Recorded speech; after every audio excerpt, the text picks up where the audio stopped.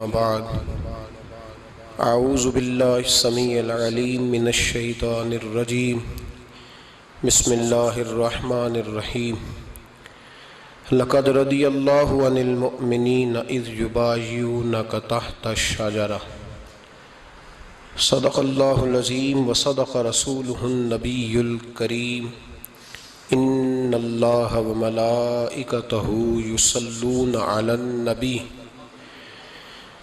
یا ایہا الذین آمنوا صلوا علیہ وسلموا تسلیما اللہم صلی علی سیدنا و مولانا محمد معدن الجود والکرم وآلہ وصحبہ وبارک وسلم۔ حمد الصلاۃ کے بعد امیر المومنین خلیفۃ المسلمین داماد مصطفیٰ صلی اللہ علیہ وسلم حضرت سیدنا عثمان غنی رضی اللہ تعالیٰ عنہ کی حیات مبارکہ کے حوالے سے چند باتیں آج گفتگو کا عنوان ہے۔ نبی کریم صلی اللہ تعالیٰ علیہ وسلم نے حدیبیہ کے موقع پر 9 ہجری میں عمرے کا ارادہ فرمایا تھا،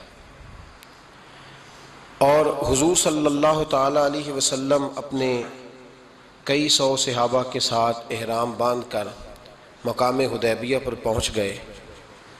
سفیر اس کو بنایا جاتا تھا جو بڑا سمجھدار اور زیرک آدمی ہوتا تھا۔ نبی پاک صلی اللہ علیہ وسلم نے اس موقع پر جس کو اپنا سفیر بنا کے بھیجا وہ حضرت سیدنا عثمان غنی رضی اللہ تعالیٰ عنہ۔ حضور نے انہیں سفیر بنا کر کے مکہ مکرمہ میں بھیج دیا، اور 2 ٹارگٹ دیے اپنے سفیر کو، 2 باتیں فرمائیں۔ فرمایا ایک تو جا کے مکے والوں کو بتاؤ کہ ہم جنگ کرنے نہیں آئے، اللہ کے گھر کا دیدار کرنے آئے، اور بڑے پرامن طریقے سے ہم طواف کریں گے، سعی کریں گے، عمرہ کریں گے، لوٹ جائیں گے۔ یہ ہمارا واحد ایجنڈا ہے، اس کے علاوہ کوئی پروگرام نہیں ہے۔ اور دوسرا انہیں یہ بتاؤ ان لوگوں کو جو ایک زمانے سے مکہ مکرمہ میں کفار مکہ کے ظلم سہ رہے ہیں، ہمارے وہ غلام جو یہاں بڑی تکلیف میں ہیں، ان کو یہ خبر دے دو، عثمان انہیں میرا پیغام دے دینا کہ اب تمہاری مشکلات کے دن تھوڑے رہ گئے، اب بڑی جلدی اللہ تبارک و تعالی دین اسلام کو فتح عطا فرما دے گا۔ حضرت عثمان غنی تشریف لے گئے۔ جب حضرت عثمان غنی وہاں پہنچے تو کفار نے آپ کو روک لیا۔ انہوں نے کہا کہ آپ رکیے، دیر ہو گئی۔ ادھر ابو سفیان نے حضرت عثمان غنی رضی اللہ تعالیٰ عنہ کو یہ کہا کہ ہم نبی پاک صلی اللہ علیہ وسلم کو اور ان کے صحابہ کو عمرہ نہیں کرنے دیں گے،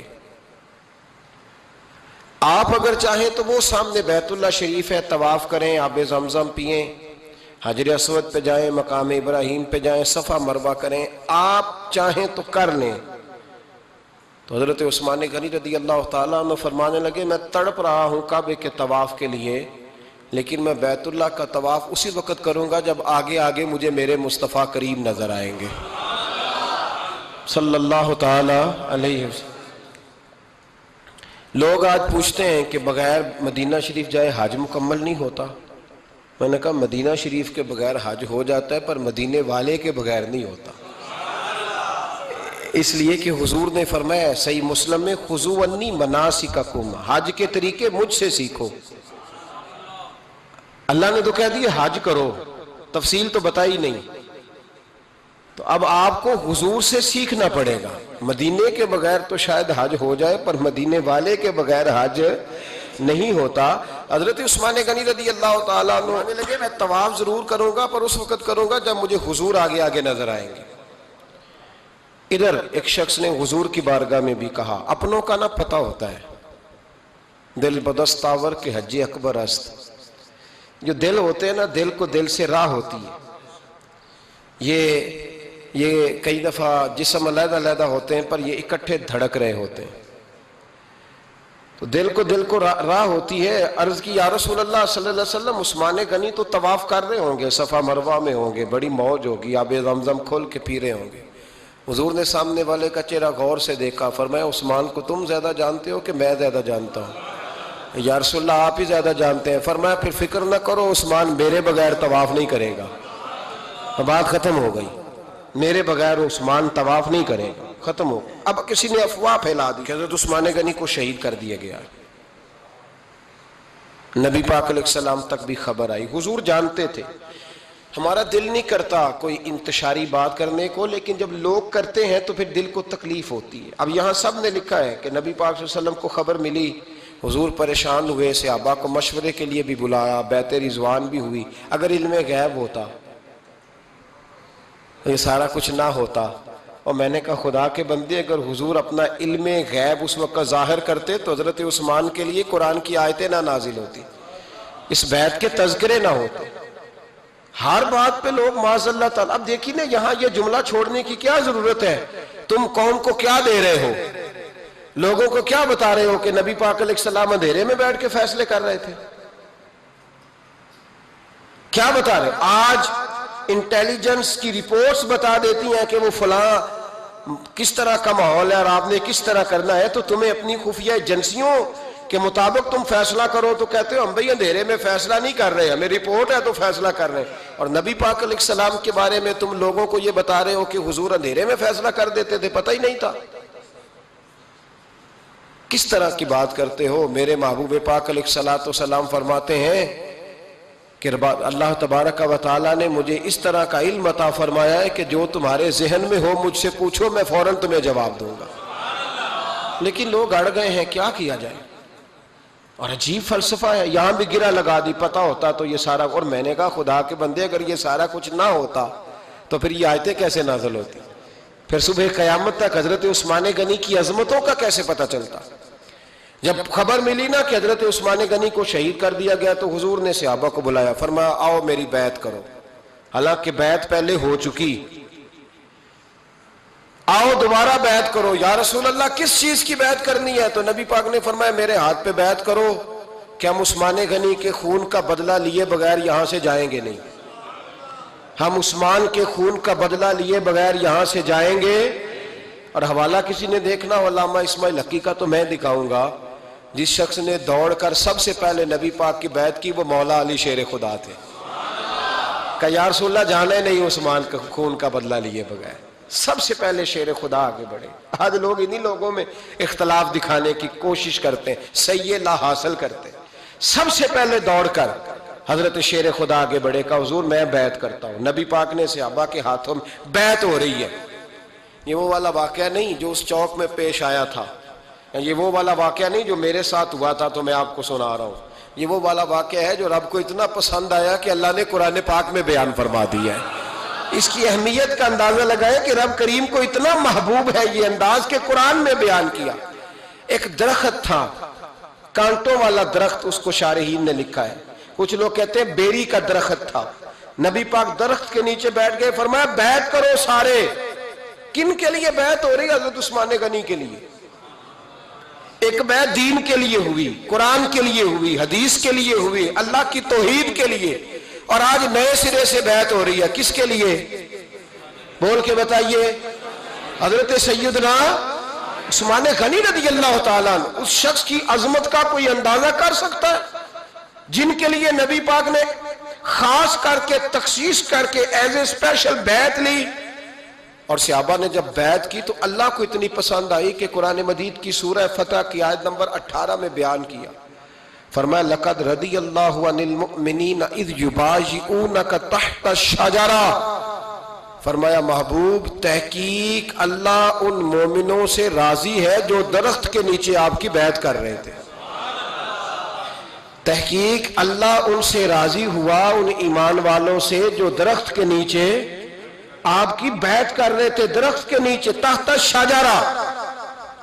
قرآن مجید کے الفاظ اگر آپ غور کریں گے تو آپ کو حضرت عثمان غنی کی عظمت کا پتہ چلے گا، اور اس واقعے کی حساسیت کی آپ کو سمجھ آئے گی کہ بیعتیں تو مسجد میں بھی ہوئی، لیکن نام لے کے نہیں کہا محبوب جنہوں نے مسجد میں بیعت کی، نام لے کے نہیں کہا، حالانکہ وہ بیعتیں بھی اللہ کو بڑی محبوب ہے۔ بیعتیں تو میرے بھائی نبی پاک نے بیت اللہ شریف کے پاس بھی کی، مسجد نبوی میں بھی کی، لیکن یہاں نام لے کر کوئی بھول نہ جائے. کسی نے کہہ دینا تھا کوئی اور بیعت تھی جی، لوگ شرح کر رہے ہیں نا مرضی، وہ تو کسی اور کی بیعت. نام لے کے کہا محبوب تحت شجرہ، وہ جو درخت کے نیچے بیعت ہوئی، وہ جو بیعت درخت کے نیچے ہوئی اور جنہوں نے بیعت کی. لقد رضی اللہ عن المومنین، تحقیق اللہ ان مومنوں سے راضی ہو گیا. اللہ ان مومنوں سے. صحیح بخاری صحیح مسلم میں صحابہ نے پوچھا یا رسول اللہ اللہ کس طرح راضی ہوا ہے؟ فرمایا آج جس نے میرے ہاتھ پہ بیعت کی ہے رب کریم نے وعدہ کر لیا سب کو جنت عطا فرمائے گا. جنتی ہو گئے سارے. حضرت عثمان غنی رضی اللہ تعالیٰ عنہ کی یہ عظمت، یہ شان قرآن پاک نے بیان کر دی کہ حضرت عثمان کے نام پر صحابہ جمع ہوئے. اللہ تبارک و تعالیٰ نے اس واقعے کا ذکر قرآن مجید میں فرما دیا.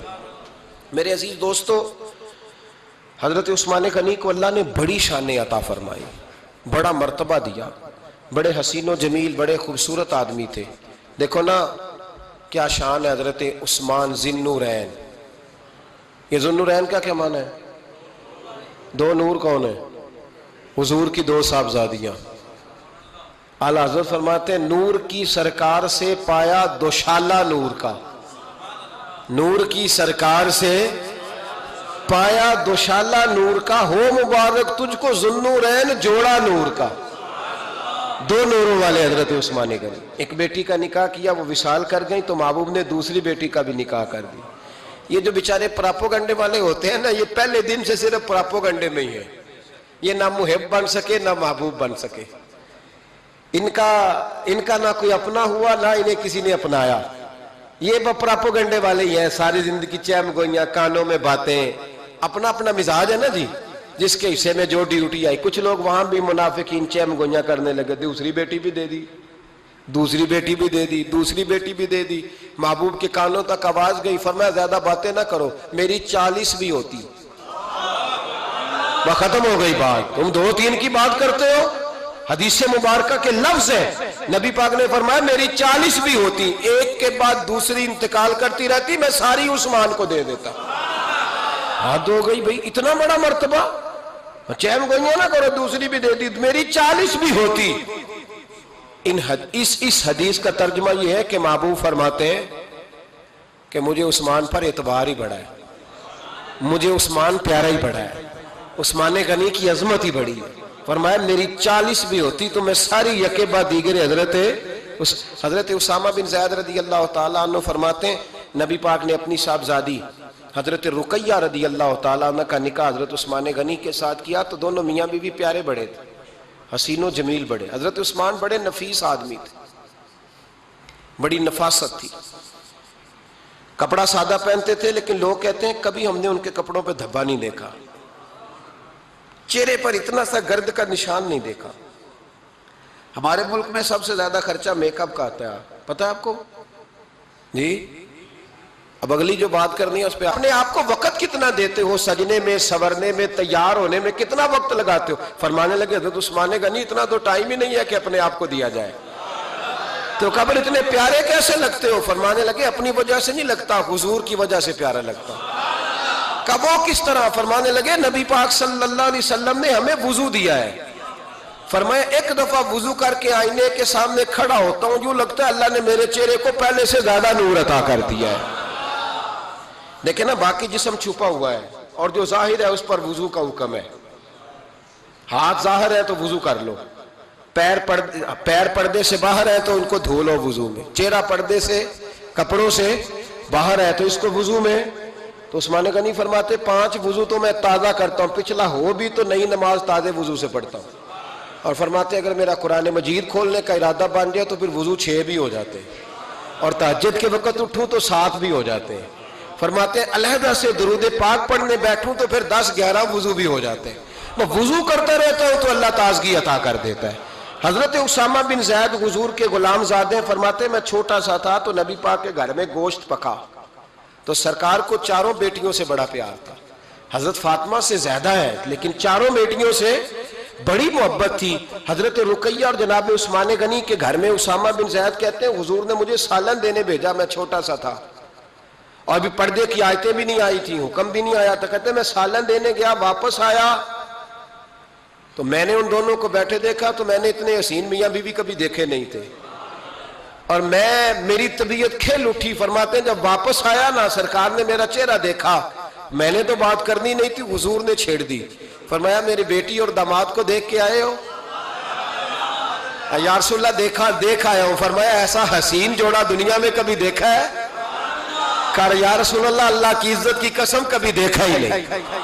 یہ ظاہری حسن اللہ نے حضرت سیدنا عثمان غنی رضی اللہ تعالیٰ عنہ کو عطا۔ ایک بات میری یاد رکھنا، حسن ظاہر کا نہیں ہوتا، حسن ظاہر کا نہیں ہوتا، ظاہر کا میک اپ ہوتا ہے، حسن ہمیشہ باطن کا ہوتا ہے۔ جن لوگوں کے اندر معصومیت ہوتی ہے ان کے چہروں پہ بھی آئی جاتی ہے۔ کوئی نہیں سمجھ آئی شاید آپ کو۔ اندر اگر بندہ کڑوا ہونا، کسیلا ہو، چہرہ نہیں روشن ہوتا۔ اس کی دلیل حدیث میں موجود ہے۔ نبی پاک صلی اللہ علیہ وسلم سے صحابہ نے کہا یا رسول اللہ اللہ کا ولی کون ہوتا ہے؟ فرمایا جس کا چہرہ دیکھنے سے اللہ یاد آئے۔ تو ولایت کا تعلق دل سے ہے، چہرے سے نہیں۔ ولایت کا تعلق بولیے دل سے ہے، چہرے سے ولایت کا تعلق نہیں ہے۔ لیکن حضور نے دلیل کیا دی؟ چہرہ دیکھو تو اللہ یاد آئے۔ گویا محبوب نے فرمایا کہ دل اگر ولی کا ہو تو پھر اللہ تعالیٰ دل کی برکت سے چہرہ بھی نورانی عطا فرما دیتا ہے۔ چہرہ بھی نورانی۔ بہت سارے میں نے ایسے بزرگوں کو دیکھا جن کے رنگ گورے نہیں تھے پر نورانی تھے۔ ہمارے علامہ فیض احمد اویسی صاحب رحمۃ اللہ علیہ، میرے استاد گرامی، کا رنگ گورا نہیں تھا، لیکن جو بابا جی کو دیکھتا تھا فدا ہی ہو جاتا تھا۔ رنگ گورا نہیں تھا، گندمی تھا، لیکن کیا بات تھی چہرے کی معصومیت کی۔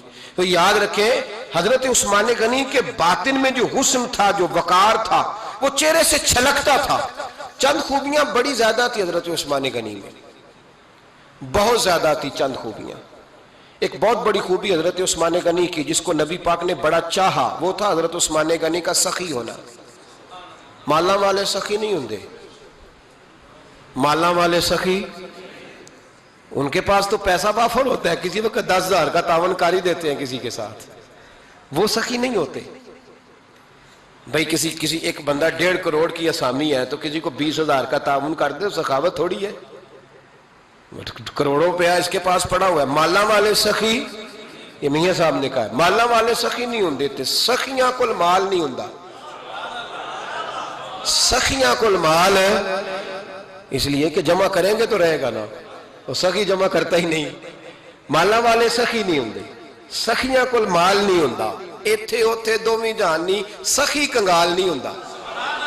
حضرت عثمان غنی رضی اللہ تعالیٰ عنہ فرماتے ہیں کہ جس دن حضور نے تبوک کے لیے جیش اسرا کے لیے اعلان کیا نا، تو حضرت عثمان غنی فرماتے ہیں کہ حضرت ابو بکر صدیق تو سارا مال لے آئے تھے، جناب عمر آدھا لے آئے تھے، مولا علی شیر خدا نے جی کھول کے دیا تھا، لیکن 800 گھوڑے بما پالان کی ضرورت تھی، یعنی 800 فوجیوں کا خرچہ۔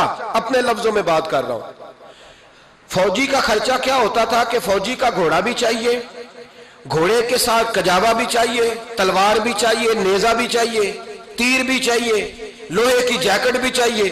حضرت عثمان غنی کہتے ہیں نبی پاک نے اعلان کرنا شروع کیا، ایک دفعہ اعلان کیا تو میں نے کہا حضور 200 فوجی کا خرچہ میرا۔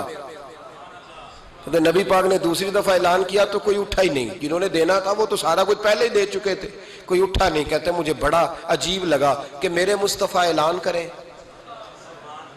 حضرت عثمان غنی فرماتے ہیں، شاہ ولی اللہ صاحب نے ازالت الخفا میں لکھا ہے کہ یوں پکڑ کے کہتے ہیں میں نے اپنا نا گریبان پکڑ لیا، عثمان تیرے نبی کو اعلان کرنا پڑ رہا۔ کہتے 1000 فوجی کا خرچہ چاہیے تھا، 1000 کا۔ عثمان کہتے تیسری دفعہ حضور نے اعلان کیا تو کہا یا رسول اللہ 200 اور ڈال لے۔ سنو سخی کس کو کہتے ہیں؟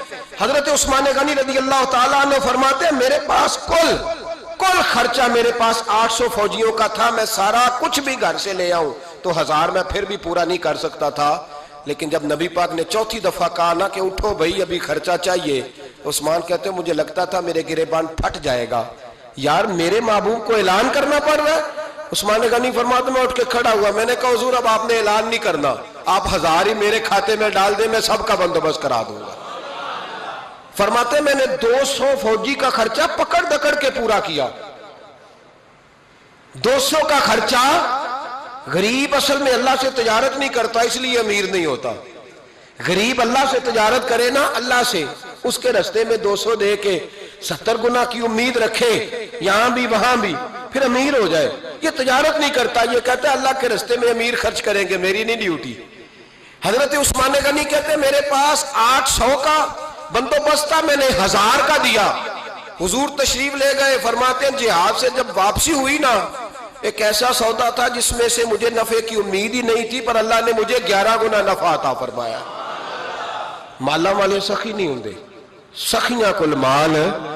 دیکھیں نا جنت البقیع، وہ والا قبرستان جس میں کوئی دفن ہو جائے تو نبی پاک کی سفارش کا حقدار ہو گیا. وہ والا قبرستان جس کا نام ہی جنت ہے. وہاں نا ایک یہودی اپنے جانور باندھا کرتا تھا، تو سرکار ایک دن اس طرف گئے تو واپس آئے. حضرت عثمان غنی قریب کھڑے تھے. نبی کریم صلی اللہ تعالی علیہ وسلم نے فرمایا عثمان اس جگہ کی طرف ذرا چکر لگانا، جگہ بڑی اچھی ہے. عثمان غنی گئے، جگہ خرید کے واپس آ گئے. حضور نے فرمایا ہوا ہے؟ عرض کی حضور خرید آیا ہوں. فرمایا میں نے تو چکر لگانے کا کہا تھا. کہا یا رسول اللہ آپ نے یہ بھی تو فرمایا تھا جگہ بڑی اچھی ہے. تو جس کو آپ نے اچھا کہہ دیا یہودی کے پاس تو نہیں نہ رہنی چاہیے، تو میں نے خرید دی. شرم نہیں آتی لوگوں کو. حضرت عثمان کے بارے میں بات کرتے ہیں، جس قبرستان میں سیدہ پاک بی بی صاحبہ حضرت فاطمہ الزہرا آرام کر رہی ہے، وہ زمین حضرت عثمان نے تحفہ دی ہے. حیا نہیں آتی بات کرتے؟ شرم نہیں آتی؟ یہ صدقہ سیدہ فاطمہ کا ہی ہے، انہی کے لیے اللہ نے تحفہ دیا، پر اس کے پیسے حضرت عثمان غنی نے ادا کیے. پھر اس قبرستان میں سیدہ پاک نے آرام کیا، پھر اسی قبرستان میں عثمان ابن مسعود نے آرام کیا، پھر اسی قبرستان میں حضرت حلیمہ سعدیہ لیٹی ہوئی ہے، اسی قبرستان کے اندر نبی پاک کی زوجہ سیدہ عائشہ آرام کرتی ہے، پھر اسی زمین پر میرے محبوب کے پیارے نواسے امام حسن آرام فرمائے. حضرت عثمان غنی رضی اللہ تعالیٰ عنہ کے بارے میں بات کرتے تیری زبان نہیں کانپتی؟ ان کو بات کرتا ہے جن کے تحفے اہل بیت نبوت نے قبول فرمائے اور وہاں آرام کرنا انہوں نے پسند کیا. اتنا بڑا جرت بند ہو گیا تو. حضرت سیدنا عثمان غنی رضی اللہ تعالیٰ عنہ سخاوت کی تو کمال کر دی حضرت عثمان غنی. اور پھر ضرورت سے زیادہ پیسے دے کے وہ کنویں کی بات بڑی معروف ہے، میں نے بس اشارہ کرنا ہے. نبی پاک نے بھی اعلان کیا تو بڑا ہی اعلان کر دیا. فرمایا وہ میٹھے پانی کا کنواں ہے، قبضہ یہودی کا ہے. جو بندہ خرید کر وقف کرے گا نا اسے کیا ملے گا؟ تو حضور نے فرمایا میری جیب میں جنت کی ٹکٹ ہے، میں اسے جنت دے دینی. یہ ہے عرض جنت، یہ طیبہ کی زمین ہے، جنت بھی یہی، مال کے جنت بھی یہی ہے، جنت لے لے مجھ سے، لے لے. حضرت عثمان غنی گئے، اس کو کہا بھائی کنواں میرے ہاتھ بیچ دے. کنویں کی قیمت تھی 500-700 دینار.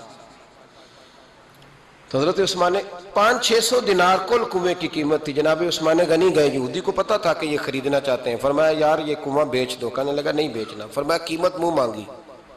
کہنے لگا قیمت میری مرضی کی. کہا تمہاری مرضی کی، اپنی اپنی اوقات ہوتی ہے نا قیمت لگانے کی، تمہاری مرضی کی. کہنے لگا میری شرط ہے میں ایک دن کے لیے کنواں دوں گا، ایک دن میں ایک دن آپ. فرمایا یہ بھی منظور ہے. کتنے پیسے؟ اس نے کہا میں 3000 دینار لوں گا، 500-600 کا ہے. حضرت عثمان غنی فرمانے لگے تو نے اپنی اوقات کے مطابق 3000 مانگا ہے، میں 40,000 لے کے آیا تھا. اپنی اوقات کے مطابق مانگا، 40,000 دینار میری جیب میں. یہودی کہنے لگا عثمان تو تاجر ہے، اور عام تاجر نہیں، عالمی سطح کا تاجر ہے. لوگ تیری تجارت کی مثالیں عرب میں دیتے ہیں، پر 500-600 کا کنواں 40,000. فرمانے لگے مسئلہ کنویں کا نہیں، مسئلہ مصطفیٰ کے فرمان کا ہے.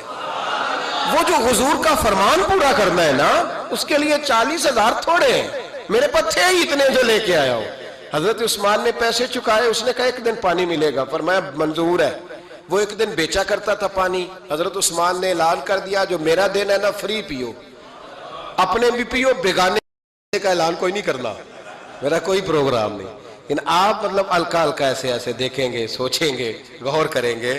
او بھائی پیسہ بھی بانٹنے سے چلو بولو تو صحیح نا، اس پر بھی آپ حامی تو بھرے نا، سچی بات کر تو لینی چاہیے نا. چلے عمر آپ 2 سال کے بعد کر لینا، 6 سال کے بعد کر لینا، پر ہاں نہ تو صحیح کرے نا. پیسہ بھی ہمیشہ بانٹنے سے मुल्ला रूमी रहमतुल्लाह अलैह फरमाते हैं कुएं से सादा पानी निकल जाए तो ताज़ा आ जाता है, और अगर पानी कुएं के अंदर रहे सारा ख़त्म ना हो तो बासी हो जाता है। इसलिए फरमाया करते थे मैं उस कुएं से पानी पीता हूँ जिस पर रश ज़्यादा होता है, इसलिए कि वहाँ से पानी ख़त्म होता है तो ताज़ा आता रहता है। फरमाते तू अल्लाह के रास्ते में सारा खर्च कर दे, अल्लाह ताज़े अता कर देगा और पहले से ज़्यादा अता कर देगा। मेरा आपका मसला ये है कि तिजारत बंदों के साथ है। बंदों के साथ जो तिजारत है ना, बंदे कंजूसी कर जाते हैं। बंदे का तो सही काम चल जाए तो पार्टनर को फारग कर देता है तो फारग है, और अगर कभी किसी की दुकान में कोई किराएदार अच्छा उसकी दुकान चल जाए तो मालिक कहता है तू जा, अब दुकान मैंने खुद खोलनी है, वो फारिग कर देता है। बंदों का तो मिजाज है। और अल्लाह तबारक व तआला से जब तिजारत होती है ना, मैंने ऐसे लोग देखे हैं जिनके घरों में लाखों रुपया महाना आता है, गुर्बत नहीं जाती। उनको सोचना चाहिए कि कसरत वाला पैसा आया है पर बरकत वाला नहीं आया। हजरत उस्मान गनी रज़ी अल्लाह ताला अन्हु फरमाते हैं कि मैंने पहले भी मैं बड़ा ताजर था, लेकिन जब से मुस्तफ़ा के नाम पर खर्च करना शुरू किया, फिर कहां से आया कब, और बड़ी सियानी बात फरमाते हैं। आप फरमाते हैं मैं कलमा पढ़ने से पहले तिजारत को वक़्त ज्यादा देता था, और मुसलमान होने के बाद मैंने तिजारत को टाइम थोड़ा दिया, पर अल्लाह ने रोजी मुझे ज्यादा अता फरमाई। इसलिए बरकत पर हमारी तवज्जो नहीं रही, गैबी खजानों पर ख्याल हमने छोड़ दिया है। गैबी खजानों से जो चीज मिलती है वो ज्यादा मिलती है, जो मादी जराए से मिलती है वो चीज कम होती है। हजरत उस्मान गनी पर इल्जाम लगा जब आपका दौरे हुकूमत था। ये याद रखें कि सबसे ज्यादा इल्जामात हजरत उस्मान गनी पे लगाए गए। जिन बंदों के कद काट ज्यादा होते हैं उनके खिलाफ प्रोपोगंडे भी लंबे चौड़े ही होते हैं। बड़ी बड़ी बात याद रखना। कहा गया कि हजरत उस्मान लोगों को नवाजते बड़ा है, बड़ा देते हैं हजरत उस्मान गनी। तो हजरत उस्मान गनी फरमाया करते थे हुक्मरान तो मैं आज बना हूं तो मैं तो पहले भी बड़ा देता था, वो किस खजाने से देता था? आप जवाब दिया करते। देखे जरा, लाखों लोग हज करने आते थे, पर हजरत उस्मान गनी हज करने जाते तो ऐलान कर देते कि कोई हाजी हज के मौके पर आके खाना ना पकाए, सबको खाना उस्मान गनी अपनी जेब से दिया करेंगे। मिना में लंगर खाना होता था हजरत उस्मान गनी का, मिना में। फरमाते थे खाओ हाजियों जितना खा सकते हो। और फिर हजरत उस्मान गनी का ऐलान था, खुद्दाम को कहते थे मैं आखिर में खाऊंगा, पहले मेरे सारे आने वाले हाजियों को खिलाया जाए। एक मुझसे ना एक दोस्त ने सवाल पूछा 4-5 दिन हो गए। कुछ सवाल ऐसे होते हैं जो बंदे को ना चौराहे पे लाके खड़ा कर देते हैं, जिंदगी में ना भूलने वाले सवालात होते हैं। एक शख्स ने सवाल पूछा, कहने लगा औकाड़ दीनी और मजहबी घराना है, औकाड़े से ताल्लुक है, मेरे साथ मोहब्बत का रिश्ता है। कहने लगे बेटी की शादी कर दी है रावलपिंडी में, आपकी भी बेटियां हैं मेरी भी बेटी है, बेटी की शादी कर दी है रावलपिंडी में। अब बच्ची चंद दिन रहने आई है, पूछना यह है कि नमाज पूरी पड़ेगी कि कसर पड़ेगी? तो मेरा तो उसने काम कर दिया, हद हो गई, रो रो के बुरा हाल। मैंने कहा यार तू बंद कर दे फोन, रात को बताऊंगा। क्या पूछ लिया यार तूने? बेटी मुसाफिर नहीं होती, बेटी तो महारानी होती है बाप के घर की। तो बेटी मतलब कैसे बताऊं कि दिल करता है कि बेटी वो सिर्फ हंसे, वो रोए कभी ना, ये दुआ होती है। तो तूने इतना बड़ा सवाल क्यों किया? बहरहाल उलमा को कुछ चीज़ों के जवाब देने पड़ते हैं। मैंने कहा मैं रात को बताऊंगा। रात को फिर फोन आया कि आप तो बड़ी जल्दी जवाब देने के आदी हैं, तो देर क्यों कर दी? तो मैंने कहा यार जवाब तो मेरे पास था लेकिन हिम्मत नहीं थी अभी। तो मैंने कहा कि अगर तो बेटी आई है वालिद के घर में और अब्बा जी का प्रोग्राम है उसे जायदाद में से हिस्सा देने का, तो फिर तो बेटी नमाज पूरी पड़ेगी। लेकिन अगर अब्बा जी ने अलहदा करके अंगूठा लगवाना है तो फिर बेटी मुसाफिर है। अगर अब्बा जी ने उसको अलहदा करके अंगूठा लगवाना है ना कि दे दे भाइयों को, खैर है तेरी शादी पे खर्चा कर दिया है, अगर अब्बा जी के दिल में, मैंने कहा ये अब्बे से फतवा पूछ लो, अगर अब्बा जी के दिल में चोर है ना कि बेटी को देना कुछ नहीं, तो फिर बेटी ने नमाज कसर पढ़नी है। इसलिए कि फिर वो वहां हिस्सेदार, उसकी दलील हजरत उस्मान गनी रदी अल्लाह ताला अन्हु हज के लिए तशरीफ ले गए تو لوگوں نے حضرت عثمان غنی سے کہا کہ نبی پاک بھی قصر نماز پڑھتے تھے، حضرت عمر بھی حج کے موقع پر قصر پڑھتے، حضرت ابو بکر بھی، آپ کیوں پوری پڑھتے؟ فرمایا ان کا مکے میں گھر کوئی نہیں تھا، میرے تو پورے کے پورے باغ ہیں، تو میں یہاں مسافر نہیں ہوں، میں یہاں مقیم ہوں، تو اگر تو بیٹی کا حصہ بھی ہے ابا جی کے گھر میں تو پھر وہ نماز پوری پڑے گی۔ لیکن اگر ابا جی نے اللہ تعالیٰ خیر فرمائے بیٹوں کے حق میں فیصلہ سنا دیا ہے اور انہوں نے بیٹی سے کہہ دیا ہے کہ چھوڑ، جو بیٹیاں حصہ لیتی ہیں ان کے بھائی نہیں ملتے تو نہ ملے بھائی، کوئی عرض نہیں، ضروری ہے ظالم بھائیوں سے رابطہ رکھنا جو کھا جائے بہنوں کا حصہ۔ والد ظالم ہے، ظالم ہے باپ، بیٹے کو حصہ دیتا ہے بیٹی کو نہیں دیتا۔ اور یہ 1.5 مربے والے جاگیردار کی بات نہیں کر رہا، جس کا 4 مرلے کا مکان ہے اس کی بیٹی کا بھی حصہ بنتا ہے۔ کیوں کھاتے ہو بیٹیوں کا حصہ؟ ڈر نہیں آتا اللہ تعالیٰ سے؟ کیوں کھاتے ہیں لوگ بیٹیوں کا حصہ؟ جب اللہ رسول نے رکھا ہے تو کیوں کھا جاتے؟ اور پھر کہتے ہیں جناب بڑا پیار ہے بیٹی سے، رونے دھونے کے لیے پیار ہے۔ تو یاد رکھیں حضرت عثمان غنی رضی اللہ تعالیٰ عنہ کا لنگر چلتا تھا۔ تو میرے بھائی ایک اور بہت بڑی خوبی حضرت عثمان غنی کی تیسری وہ یہ تھی کہ آپ میں اللہ نے بہت زیادہ حیا رکھی تھی۔ آج نا اگر آپ ناراض نہ ہو تو ہماری حکومتوں میں جو بدتمیز زیادہ ہوتا ہے اس کا عہدہ زیادہ ہوتا ہے، اس کو اچھا عہدہ ملتا ہے جو بدتمیزی زیادہ کرتا ہے۔ اور ہمارے ہاں نوجوان سمجھتے ہیں کہ کھل کے پھرنا، کھل کے کھانا، مرضی کا لباس پہننا۔ ہمارے ایک بزرگ فرمایا کرتے تھے جب سے پیسے لوگوں کے پاس زیادہ آئے ہیں لباس چھوٹے ہو گئے، پیسہ زیادہ آ گیا کپڑے جسموں پہ سکڑ گئے۔ لوگ سمجھتے ہیں کہ بس جو دل میں آئے کہہ دینے کا نام جمہوریت ہے، آزادی رائے ہے۔ حضرت عثمان غنی رضی اللہ تعالیٰ عنہ شرم و حیا کے پیکر تھے، بڑا پیسہ تھا، بڑا کچھ تھا، لوگ ڈرتے تھے، سردار بھی تھے، جو چاہتے کر سکتے، روب طاری ہوتا۔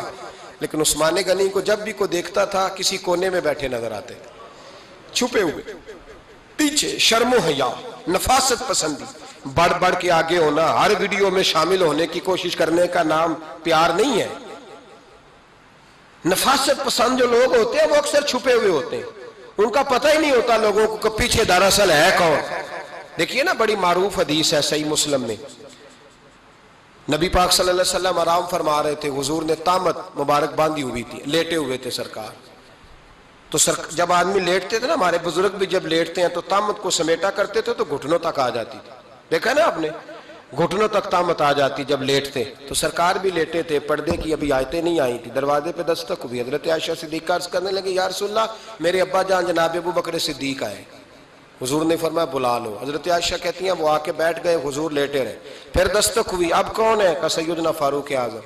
کہا عائشہ آپ ساتھ والے حجرے میں چلی جاؤ۔ اماں جی وہاں چلی گئی۔ تھوڑی دیر کے بعد حضرت عمر آئے، حضور لیٹے رہے، جناب عائشہ کہتی ہیں پھر دستک ہوئی، اب کون ہے؟ فرمایا عثمان غنی۔ نبی کریم نے فرمایا اسے کہو ذرا ٹھہر جائے۔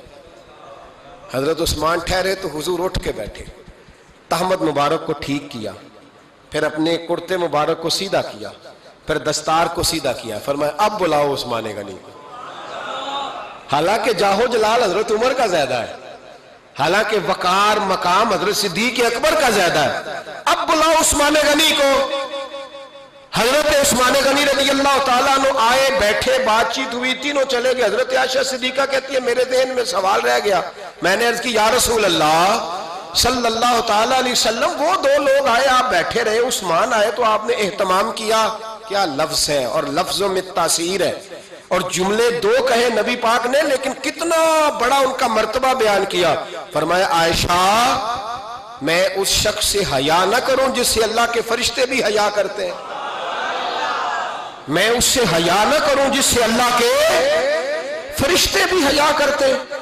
حضرت عثمان غنی فرمایا کرتے تھے میں نے جب سے حضور کا چہرہ دیکھا ہے دوبارہ پلٹ کے اپنی شرمگاہ بھی کبھی نہیں دیکھی، گویا میں نے اپنی آنکھوں کا وضو نہیں توڑا جب سے حضور کا۔ فرماتے جب سے یہ ہاتھ نبی پاک کو بیعت کے لیے دیا ہے پھر گندگی میں نہیں جانے دیا میں نے سیدھا ہاتھ۔ حضرت عثمان غنی فرمایا کرتے تھے میں اپنے گھر کے اندر اپنے غسل خانے میں 4 دیواری کے اندر بھی کپڑوں سمیت غسل کرتا ہوں، مجھے حیا آتی ہے غسل خانے میں بھی کپڑے۔ اور سنو ایک اور بڑی بات اہم، آپ فرمایا کرتے تھے میری جو محرم عورتیں ہیں نا، محرم پھپھی، خالہ، میری جو محرم عورتیں ہیں، فرمایا کرتے تھے میں نے کبھی ان کے بھی چہرے آنکھ بھر کے نہیں دیکھے، ان کے بھی چہرے کبھی میں نے آنکھ بھر کے نہیں دیکھے۔ جو میری محرم عورتیں ہیں، پھپھی، خالہ، فرماتے تھے ان سے بھی جب بات کرتا ہوں تو میں چہرہ جھکا کے۔ ہمارے ہاں تو کزن ایک دوسرے سے سلام لیتے ہیں، لڑکیاں لڑکے کزن ایک دوسرے سے سلام لیتے ہیں۔ بچیاں آیا کرتی تھی تو میری کبھی کبھی مجھے بتایا جاتا تھا، میں نے ایک پابندی لگا دی، بچیاں جب مدرسے میں آتی تھی کہ جو دور سے بچی آئے اس کو جس آدمی کا نام لکھا ہو بتایا جائے وہی لینے آئے۔ ایک دن مجھے اطلاع دی گئی کہ آپ تھوڑی دیر آئیں، میں گھر گیا تو مجھے بتلایا گیا کہ ایک بچی ہے تو اس کو جو پہلے لینے آتا تھا وہ نہیں آیا، کوئی اور آیا۔ میں نے اس کے بھائی کو فون کیا کہ آپ لینے نہیں آئے، کہنے لگے یہ کزن ہے ہمارا، اس کے ساتھ بھیج دیں، آپ ہمارا ہی کزن ہے، خالہ زاد ہے۔ میں نے کہا یار آپ کہاں ہو؟ کہنے لگے مجھے 20-25 منٹ لگ جائیں گے۔ تو میں نے کہا ابھی کلاسیں بھی جاری ہیں تو آپ ہی آ جانا خود ہی۔ میں نے کہا سب آپ بھیج دیں، مجھے اعتبار ہے اس پہ۔ میں نے اس کو ایک بات کہی جو آپ کو بھی کہتا ہوں، میں نے کہا یار تمہیں اعتبار ہے تو اللہ رسول کو اعتبار کیوں نہیں؟ انہوں نے کیوں غیر محرم بنایا ہے؟ عجیب تماشا ہے۔ مجھے پھپھی ذات پہ، خالہ ذات پہ، ماموں ذات پر اعتبار ہے، نبی پاک کو کیوں نہیں؟ آپ کو زیادہ پیار ہے لوگوں سے یا نبی پاک کو امت سے زیادہ پیار ہے؟ کیا مطلب تماشا ہے؟ کیا مزاج بنا لیا میں نے اور آپ؟ نبی پاک نے ایک شخص پر اعتبار نہیں کیا، فرمایا اس سے پردہ کرو۔ آپ نے اور میں نے کیسے کر لیا؟ نبی پاک نے خالہ ذات، پھپھی ذات، دیور پر، جیٹ پر، سالے پر، بہنوئی پر اعتبار نہیں کیا، پابندی لگا دی۔ تو نے کیسے کیا؟ تیرے دل میں زیادہ درد ہے، تو زیادہ دین کو سمجھنے لگا ہے، انسانیت زیادہ اچھل آئی ہے تیرے اندر۔ اعتبار کیا ہوتا؟ یاد رکھنا دنیا میں جتنے گھر تباہ ہوئے ان لوگوں کی وجہ سے نہیں ہوئے جن پر اعتبار نہیں تھا، ان کی وجہ سے ہوئے جن پر اعتبار تھا۔